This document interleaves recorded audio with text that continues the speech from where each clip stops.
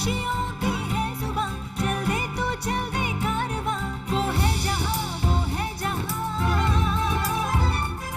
लगती है जैसे आसमां, वो है यही वो रोशनी, तेजस्विनी तेजस्विनी तेजस्विनी तेजस्विनी तेजस्विनी तेजस्विनी तेजस्विनी। नमस्कार, तेजस्विनी कार्यक्रम में आप सबका स्वागत है। मैं हूं ममता चोपड़ा। अमूमन हर व्यक्ति अपनी जिंदगी में कोई ना कोई लक्ष्य साध कर जरूर चलता है। कुछ लोगों के लिए छोटे छोटे लक्ष्य ही बहुत बड़े हो जाते हैं, तो कुछ लोग ऐसे भी होते हैं जिनके लिए वक्त के साथ लक्ष्य इतने व्यापक हो जाते हैं कि पूरा विश्व उन्हें सलाम करने लगता है। आज की हमारी तेजस्विनी है एक ऐसी महिला खिलाड़ी जिनकी गिनती विश्व की सर्वश्रेष्ठ हॉकी प्लेयर्स में होती है। यही नहीं बल्कि वो भारत को अंतर्राष्ट्रीय मंच पर कई रिकॉर्ड, कई जीत, कई अहम सम्मान भी दिला चुकी हैं। अर्जुन अवार्ड से पुरस्कृत हैं, साथ ही साथ पद्मश्री का सम्मान भी उन्हें मिलने वाला है। हमारे साथ हैं भारत की हॉकी टीम की कप्तान Rani Rampal.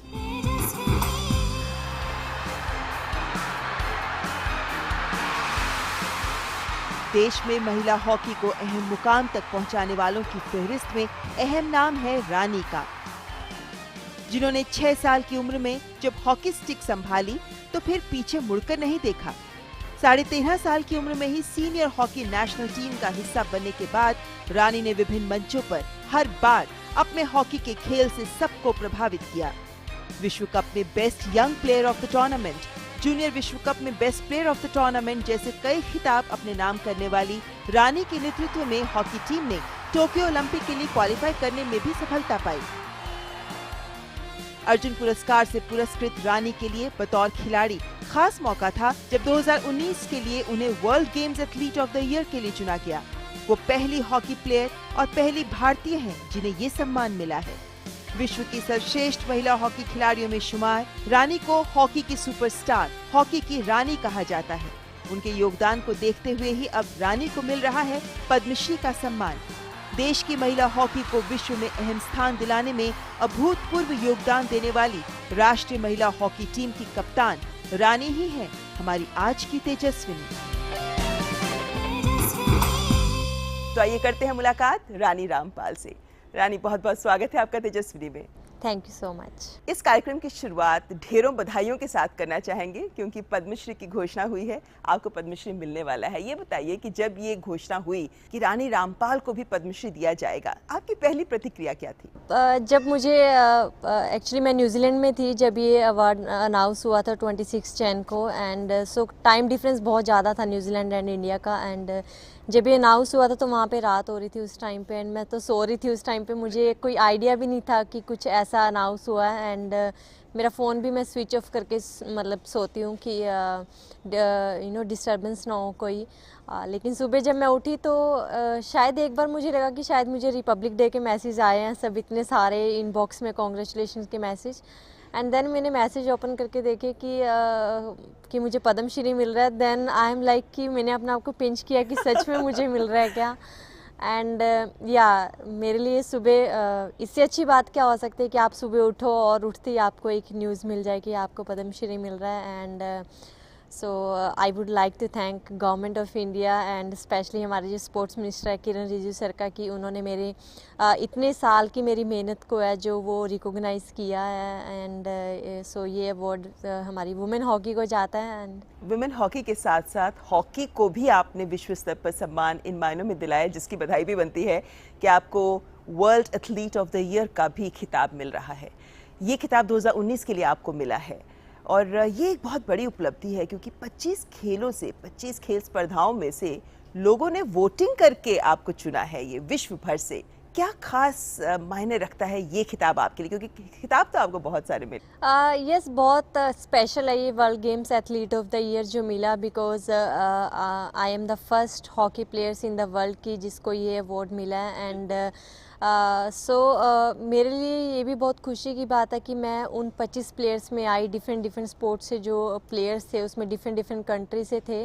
And specially I feel blessed कि मेरे को इस अवार्ड के लिए मेरे को बहुत सारे लोगों ने सपोर्ट किया है कि जैसे hockey India, sports ministry and you know legendary sports person like Sachin Tendulkar and from the specially from the Bollywood, they all support, they all aware the people कि कैसे वोट करना है एंड प्लीज़ रानी के लिए वोट करो। And the special thanks to the people जिन्होंने vote किया, जिन लोगों ने रोज़ डेडिकेशन के साथ मुझे वोट किया। एंड ये अवार्ड पूरी हॉकी फर्निटी को जाता है एंड हमारी कंट्री को जाता है बिकॉज सबका बहुत कंट्रीब्यूशन था। यस, मैंने इस चीज़ के लिए बहुत सालों से हार्ड वर्क किया, लेकिन अल्टीमेटली लोगों ने एक अपना प्यार स्पोर्ट्स के लिए जो है एंड एक जो मेरे लिए जो प्यार था लोगों ने वो दिखाया कि लोग कितना प्यार करते हैं हॉकी से, स्पोर्ट्स से। लेकिन रानी ये बताइए, क्योंकि इतने बड़े स्तर की खिलाड़ी हैं आप, क्या ऐसा खास है जो रानी रामपाल को हॉकी का स्टार, हॉकी की रानी, हॉकी का सुपरस्टार बनाता है?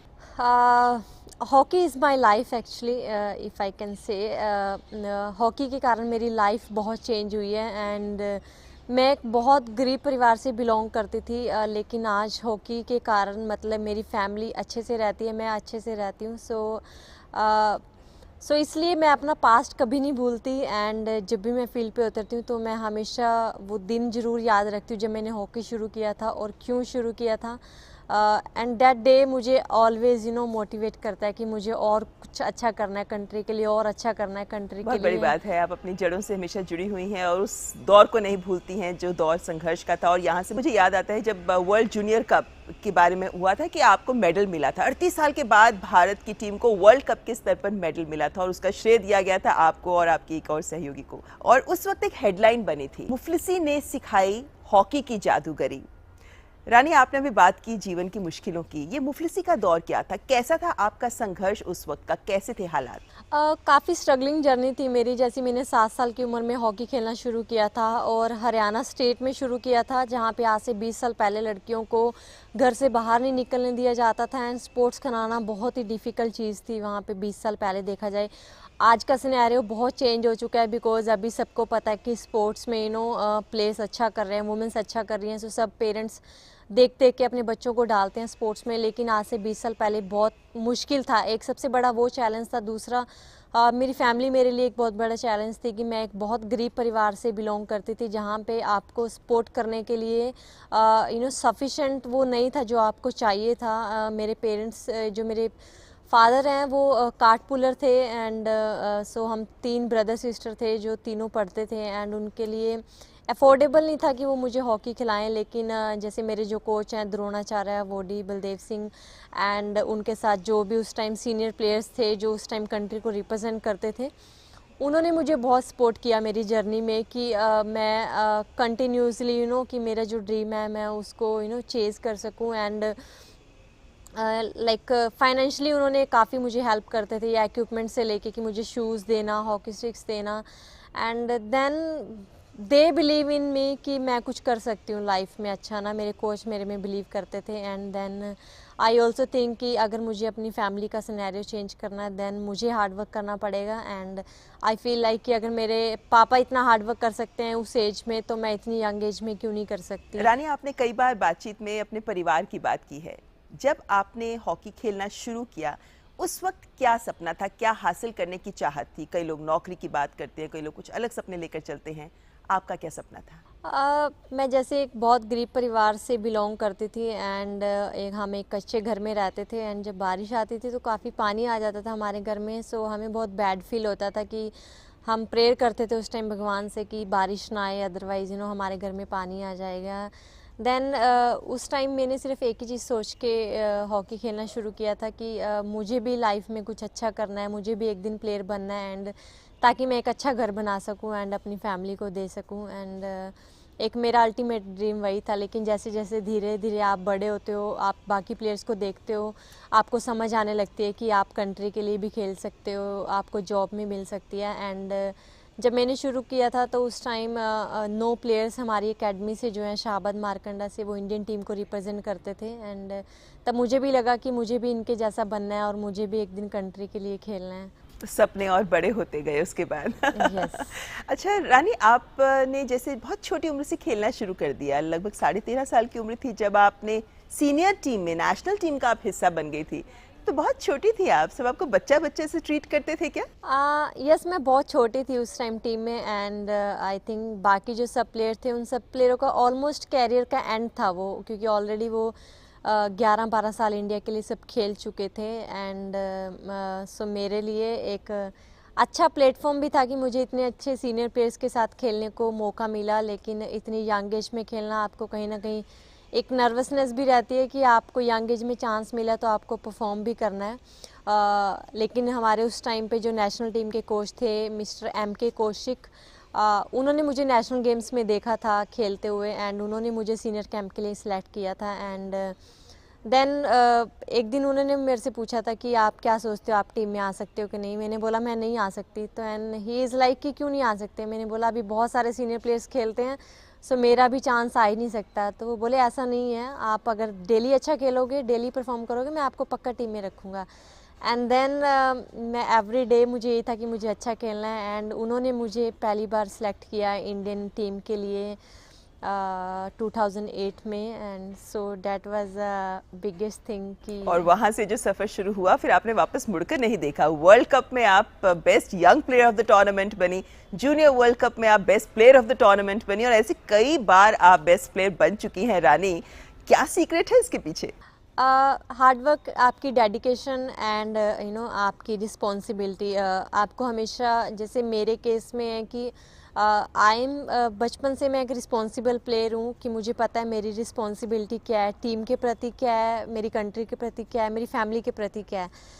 एंड देन अब अगर आप डेली रिस्पॉन्सिबिलिटी से काम करते हो, डेली उसी डेडिकेशन के साथ काम करते हो, and I believe in Karma so much कि अगर आप डेली अपने काम कर रहे हो जो आपको करने चाहिए, देन ऑटोमेटिकली चीज़ें आपको फॉलो करती हैं। And we can't hope for things कि काश मुझे ये चीज़ मिल जाए, so and I don't believe, क्योंकि मुझे मिलती नहीं है वो सब चीज़ें ऐसे होप करने से ना, मुझे इसके लिए बहुत काम करना पड़ता है। And so I believe in Karma and I believe in prayers कि अगर आप अच्छे सच्चे मन से ईमानदारी से मेहनत करते हो, सो डेफिनेटली आपको जो लाइफ में चाहिए आपको मेहनत करने से मिल ही जाता है वो। यानी रानी, आप अच्छी हॉकी प्लेयर के साथ साथ एक अच्छी इंसान भी हैं। लेकिन एक बात बताइए, एक खिलाड़ी के लिए ज़िंदगी में हार और जीत एक अहम हिस्सा होती है। ये हार और जीत आपको कितना प्रभावित करती है? मुझे हारना बिल्कुल पसंद नहीं है ऑनेस्टली। यस, मुझे पता है कि हार जो है एक स्पोर्ट्स पर्सन की लाइफ का एक पार्ट होता है। आप हर बार नहीं जीत सकते और हर बार आप हारते भी नहीं हो, और जब आप हारते भी हो तो आप बहुत कुछ सीखते हो उस हार से। एंड लेकिन जैसे प्लेयर्स के अंदर वो एक कीड़ा होता है ना कि मुझे जीतना है, मुझे कुछ करना है, सो वो हमेशा मेरे अंदर भी वही रहता है कि मुझे हमेशा यही रहता है ट्रेनिंग में भी कि मुझे जीतना है, मुझे जीतने के लिए खेलना है। And I think that's good also कि आपके अंदर वो फायर हमेशा रहती है। अदरवाइज अगर आप एक एम के साथ ही नहीं खेलते कि आपका एम क्या है, फिर आपके लिए वो बोरिंग बन जाता है। बिल्कुल, और मुझे लगता है हर खिलाड़ी का लक्ष्य होता है कि हर हालात में जीत के लिए ही खेलना है। Yes. यहाँ पर हम आगे रानी से बातचीत जारी रखेंगे, जानेंगे उनसे बतौर कैप्टन कैसी है उनकी ज़िंदगी और कैसी है हॉकी टीम, और तमाम अन्य सवालों के जवाब लेने की कोशिश करेंगे। लेकिन फिलहाल यहाँ रुकेंगे एक ब्रेक के लिए। आप देखते रहें तेजस्विनी। हेलो सर, मैं IRDA से बोल रहा हूँ। आपको एक नई इंश्योरेंस पॉलिसी के बारे में बताना था। जी बोलिए। इस पॉलिसी में आपके पैसे 5 साल में डबल हो जाएंगे और आपको बोनस भी मिलेगा। अच्छा, तो आप IRDA से बोल रहे हैं। आप जरा रुकेंगे, मैं अपने दोस्त को भी कॉन्फ्रेंस में लेता हूँ। हाँ बोल भाई। सर, मैं IRDA हैदराबाद से बोल रहा हूँ। लेकिन कॉल ट्रेस करके बता रहा है कि तू लाजपत नगर दिल्ली की किसी दुकान से बोल रहा है। IRD के नाम पे लोगों को ठगने वाले, लगाऊं तो डंडे वहां के। IRDA या उसके अधिकारी किसी भी प्रकार के बीमा या बोनस की घोषणा नहीं करते। इस तरह का कॉल पाने वालों से निवेदन है कि वो तुरंत उस फोन नंबर के साथ पुलिस में शिकायत दर्ज करें। सच और झूठ में जानो फर्क, रहो सतर्क।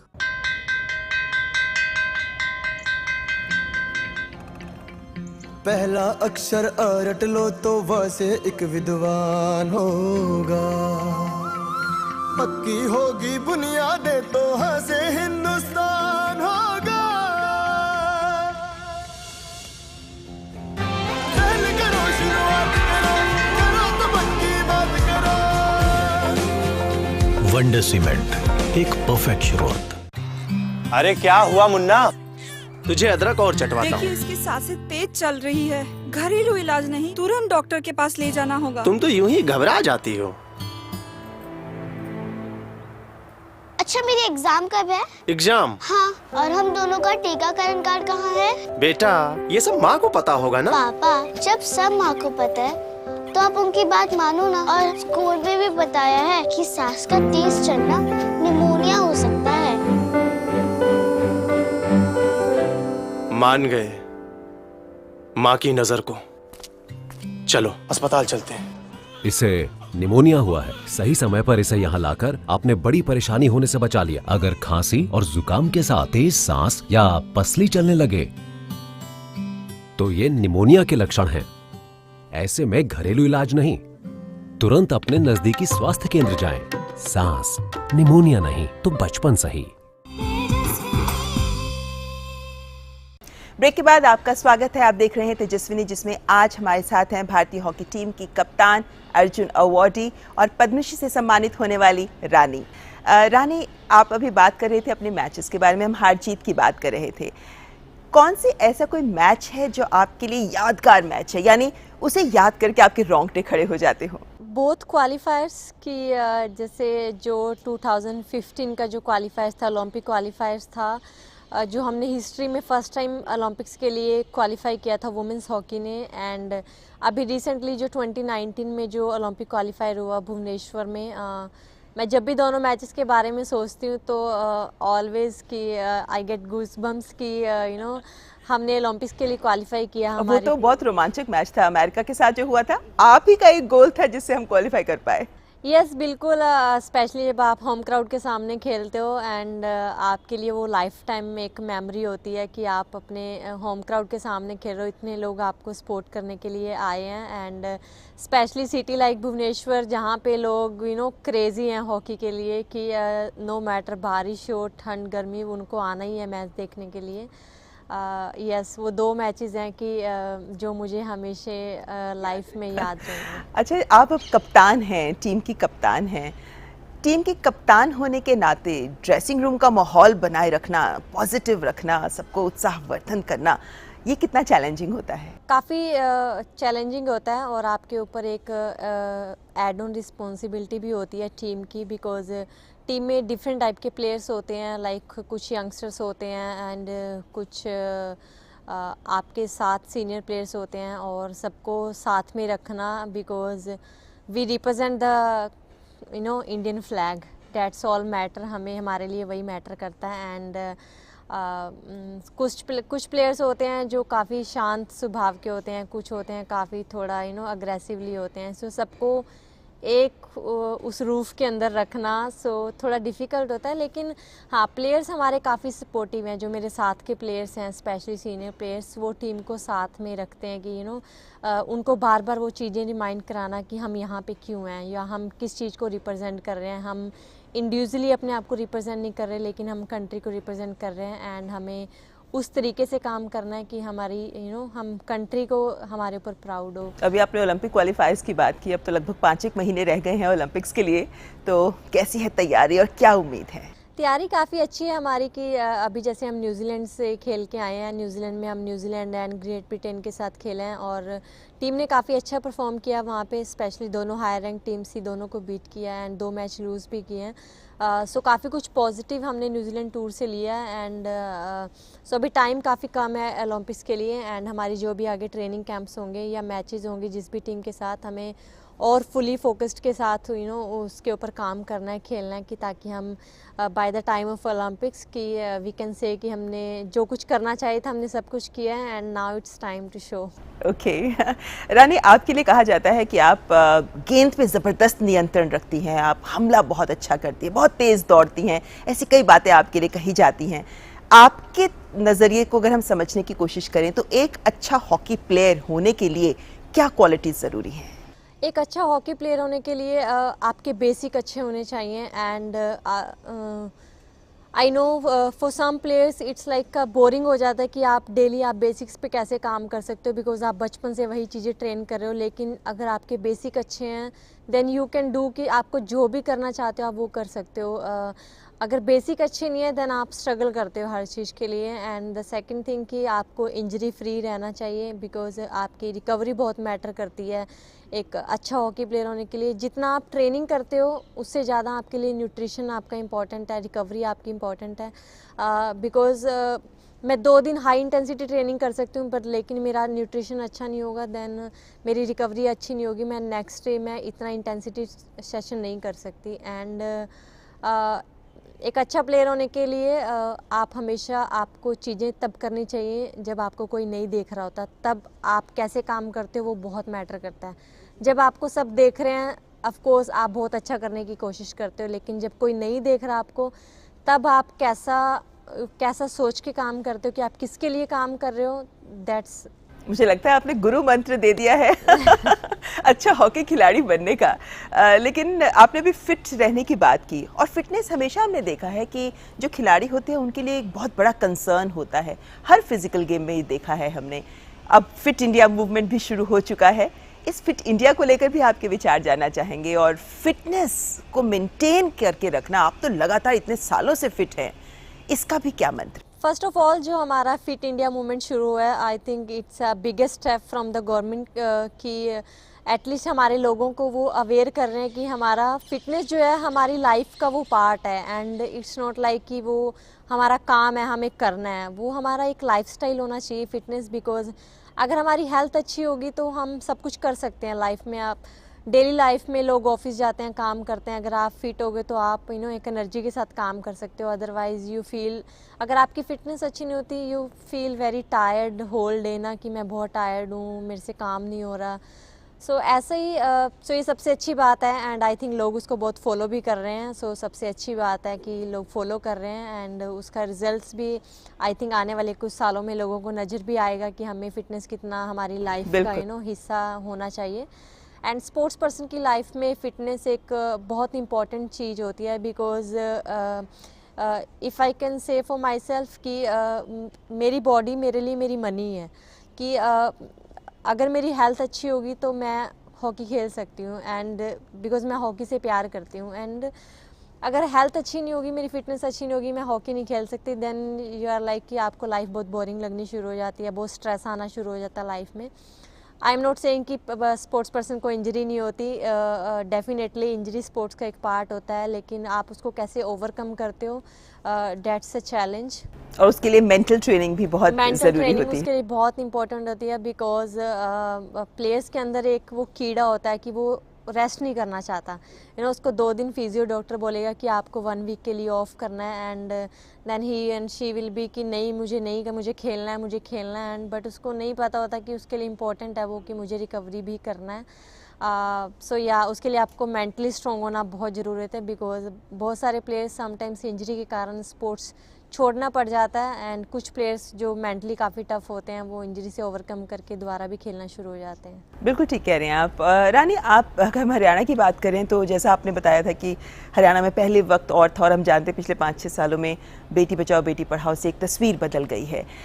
लेकिन जब भी हम बात करते हैं क्षमताओं की, तो बहुत टैलेंट, बहुत क्षमता है हमारे खिलाड़ियों में, इसको तराशना बहुत ज़रूरी होता है, और ये काम है जो कोच करते हैं। आपने अपने शुरुआती कोच का नाम लिया, कौन कौन से ऐसे कोचेस हैं जिनकी वजह से आज आप कह सकते हैं फर्श से अर्श तक पहुंची हैं? यस, आई थिंक हर किसी बच्चे में कोई ना कोई टैलेंट ज़रूर होता है, लेकिन आपका एक टीचर या आपका एक कोच होता है जो आपका वो टैलेंट बाहर निकालता है और आपको हमेशा लाइफ में बिलीव कराता है कि आपके अंदर ये टैलेंट है। समटाइम्स हमारे अंदर बहुत टैलेंट होता है, लेकिन हमें कोई बिलीव करवाने वाला लाइफ में नहीं होता कि आपके अंदर ये टैलेंट है। एंड और जब तक हम उसमें बिलीव नहीं करते हम लाइफ में कभी आगे भी नहीं बढ़ते, क्योंकि हमें अपने ऊपर बिलीव ही नहीं है कि हमारे अंदर वो टैलेंट है। So I think I was lucky कि मेरे पास ऐसे कोच थे जिन्होंने मेरे टैलेंट को पहचाना कि मैं कुछ कर सकती हूँ। एंड फर्स्ट 12-13 ईयर्स तो मैंने जो हमारे कोच हैं द्रोणाचार्य वोडी बलदेव सर, उनके पास ही मैंने हॉकी खेली है। पूरा लाइफ टाइम मैंने उनके पास ही हॉकी खेली है बचपन से लेके। एंड उसके बाद फिर मैं नेशनल टीम में आई, जैसे मैंने बताया कि मिस्टर एम के कौशिक होते थे, उनके पास मैंने नेशनल टीम में काफ़ी साल हॉकी खेली है। एंड उसके बाद मिस्टर कुमार होते थे, एंड उसके बाद हमारे काफ़ी सारे जो हैं वो फ़ॉरेन कोचेस आने लगे। लेकिन इंडियन कोचेस में मैंने मतलब मैंने ज़्यादा कोचेस चेंज नहीं किए, सिर्फ एक ही कोच थे बलदेव सर की, जिनके पास मैंने ट्रेनिंग किया। एंड आई एम हैप्पी कि वो मेरे कोच हैं एंड आई एम उनकी स्टूडेंट हूँ। और स्पोर्ट्स अथॉरिटी ऑफ इंडिया ने अब आपको प्रमोट करके आपको भी कोच बना दिया है, तो एक खिलाड़ी के तौर पर ये कोच का तमगा लेना या कोच की सोच रखना क्या अनुभव है इसका? मैं 4 साल पहले से actually sports authority of India में मतलब असिस्टेंट कोच थी। And so I am thankful to SAI कि उन्होंने मुझे प्रमोट किया मेरी अचीवमेंट्स को देखते हुए। लेकिन आपके लिए एक अच्छा प्लेटफॉर्म होता है, क्योंकि आपने जो अपनी लाइफ में सीखा है, आपने आप अपना एक्सपीरियंस वही बच्चों के साथ शेयर करते हो, आने वाली जनरेशन के साथ शेयर करते हो, आने वाला जो इंडिया का फ्यूचर है उनको बताते हो। तो यानी कि हम ये उम्मीद कर सकते हैं कि बतौर कोच भी, अभी तो आप खिलाड़ी हैं और एक्टिव खिलाड़ी हैं और बहुत सालों तक रहे, हम ये उम्मीद करते हैं, लेकिन आपके अनुभव का फ़ायदा भी युवा खिलाड़ियों को ज़रूर मिलेगा। रानी, यहाँ पर आपसे कुछ रैपिड फायर करेंगे, कुछ क्वेश्चंस पूछेंगे, उनके त्वरित जवाब आपसे लेना चाहेंगे। शुरू करें? Okay, yes. आप खुद एक खिलाड़ी हैं, लेकिन आपके पसंदीदा खिलाड़ी कौन है? मैरी कॉम। हॉकी तो आप खेलती हैं, हॉकी आपकी ज़िंदगी है, इसके अलावा और कौन सा खेल है जो आपको पसंद है? बैडमिंटन। फिल्में देखती हैं? बहुत कम। लेकिन आपके फेवरेट एक्टर कौन है? अक्षय कुमार। हॉकी के अलावा और क्या क्या करने का शौक रखती हैं आप? मुझे पंजाबी म्यूजिक सुनना बहुत पसंद है। उस पर डांस करना भी पसंद है? नहीं, डांस मुझे बिल्कुल नहीं आता करना। अच्छा। मुझे गाने सुनने का बहुत शौक है। गाने सुनने की बात की तो कोई फेवरेट सिंगर्स भी है? गुरदास मान। सभी के फेवरेट है वो। खान पान को लेकर हमेशा कहा जाता है कि खिलाड़ियों को बहुत सतर्कता बरतनी पड़ती है, बहुत कुछ नहीं खाना पड़ता है। किस चीज़ को खाने का शौक है आपको? मुझे आइसक्रीम बहुत पसंद है, लेकिन मैं खाती नहीं हूँ बिकॉज वो हमारी स्पोर्ट्स पर्सन की लाइफ में अच्छा नहीं है वो, बिकॉज आपको फैट परसेंटेज बॉडी में ज़्यादा आता है वो खाने से। कोई ऐसा काम है जो खेल की वजह से आप नहीं कर पाती हैं, हालांकि आपका मन बहुत है उसे करने का? मुझे ड्राइविंग सीखने का बहुत मन है, लेकिन इतना बिजी स्केड्यूल होता है कि मेरे को टाइम नहीं मिलता वो सीखने का ना। एक चीज़ जिसके बिना आप घर से नहीं निकलती? काजल। काजल। आप बहुतों के लिए प्रेरणा स्रोत हैं, आपके लिए आपका प्रेरणा स्रोत कौन है? मैरी कॉम। क्या है या कौन है जो आपके दिल के बहुत करीब है? हॉकी। क्या हासिल करने का सपना रखती हैं अभी आप? Olympic medal for country. बहुत बहुत शुभकामनाएं, देश को भी इंतजार है उस मेडल का। बहुत बहुत शुक्रिया हमसे बात करने के लिए। Thank you so much. तो ये थी हमारे साथ महिला हॉकी टीम की कप्तान और पद्मश्री से सम्मानित होने वाली रानी। आज के तेजस्विनी कार्यक्रम में बस इतना ही। अगले हफ्ते फिर होंगे हाजिर एक और तेजस्विनी के साथ। नमस्कार।